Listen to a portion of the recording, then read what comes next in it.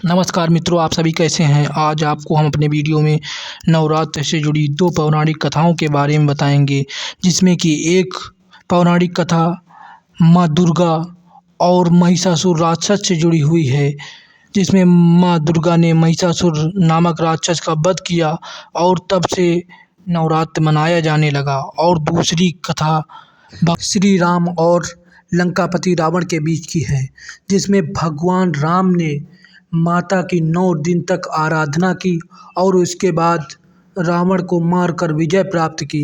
तभी से ऐसा माना जाता है कि नवरात्र की शुरुआत हुई और व्रत रखने की भी शुरुआत हुई।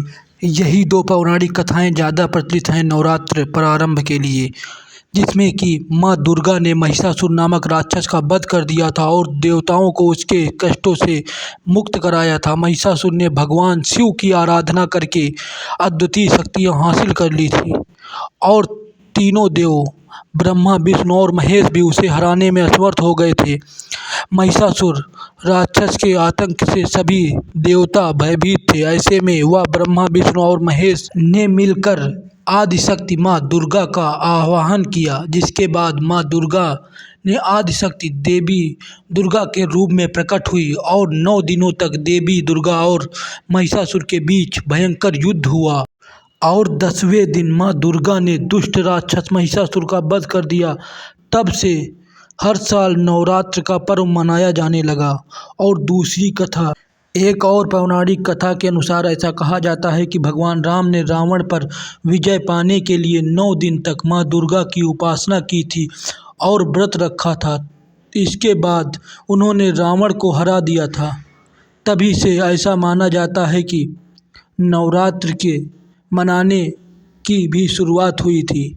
माँ दुर्गा और महिषासुर के बीच 9 दिन और रात तक चलने वाले भयंकर युद्ध में दुष्ट राक्षस को मारने के लिए जाना जाता है और यही कारण है कि यह त्यौहार भी 9 दिन और रात तक चलता है। प्रत्येक दिन एक अलग रंग द्वारा दर्शाया जाता है, जो उसकी विशिष्ट विशेषताओं या लक्षणों में से एक का प्रतीक है। नवरात्र के 9 दिनों में माँ दुर्गा के अलग अलग रूपों की उपासना होती है, जिसमें माँ शैलपुत्री, माँ ब्रह्मचारिणी, माँ चंद्रघंटा, माँ कुष्मांडा, माँ स्कंद माता, माँ कात्यायनी, माँ कालरात्रि और माँ महागौरी और माँ सिद्धिदात्री की उपासना होती है। नवरात्र के 9 दिनों में 9 देवियों को अलग अलग भोग लगाया जाता है। सनातन धर्म में शक्ति की देवी माँ दुर्गा को माना गया है। वहीं देवी माँ के साल में 4 प्रमुख पर्व नवरात्र के रूप में मनाए जाते हैं, जिसमें चैत्र और शारदीय नवरात्र, जबकि 2 गुप्त नवरात्र हैं। इसके चलते आज हम आपको देवी माँ के कुछ बेहद अद्भुत और प्रमुख मंदिरों के बारे में बता रहे हैं। दुर्गा मंदिर वाराणसी का यह भव्य मंदिर माता दुर्गा को समर्पित है। ऐसा कहा जाता है कि इस मंदिर का निर्माण 18वीं शताब्दी में किया गया था, जिसे बंगाल की एक रानी ने बनवाया था। इस मंदिर की ऐसी मान्यता है कि यहाँ देवी खुद कामनाएं सुनती हैं। नैना देवी मंदिर, उत्तराखंड। देवभूमि उत्तराखंड के नैनीताल का नाम नैना देवी मंदिर के ऊपर ही रखा गया है। इस मंदिर में 2 नयन हैं जो नैना देवी के माने जाते हैं। यह मंदिर नैना देवी को समर्पित है। यह मंदिर सती के शक्ति के रूप की पूजा की जाती है। ऐसा कहा जाता है कि जब भगवान शिव सती के मृत शरीर को लेकर जब कैलाश पर्वत जा रहे थे, तब इसी रास्ते में देवी सती के नेत्र गिरे थे, इसलिए इस जगह पर इन मंदिर की स्थापना हुई।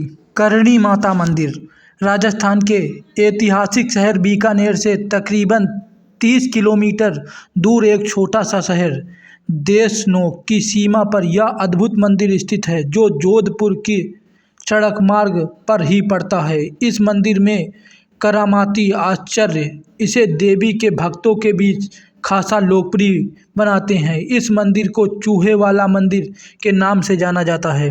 अधर देवी मंदिर, अबुदा देवी, राजस्थान का एक मात्र खूबसूरत हिल स्टेशन माउंट आबू जितना ही खूबसूरत और ठंडी जलवायु के लिए जाना जाता है, उतना ही अधर देवी मंदिर के लिए भी विश्व प्रसिद्ध है। अधर देवी दुर्गा के 9 रूपों में से एक कात्यायनी का रूप है, जो देश की 52 शक्तिपीठों में छठा शक्तिपीठ गिना जाता है, जहां भगवान शिव के तांडव के समय माता पार्वती का अधर गिरा था।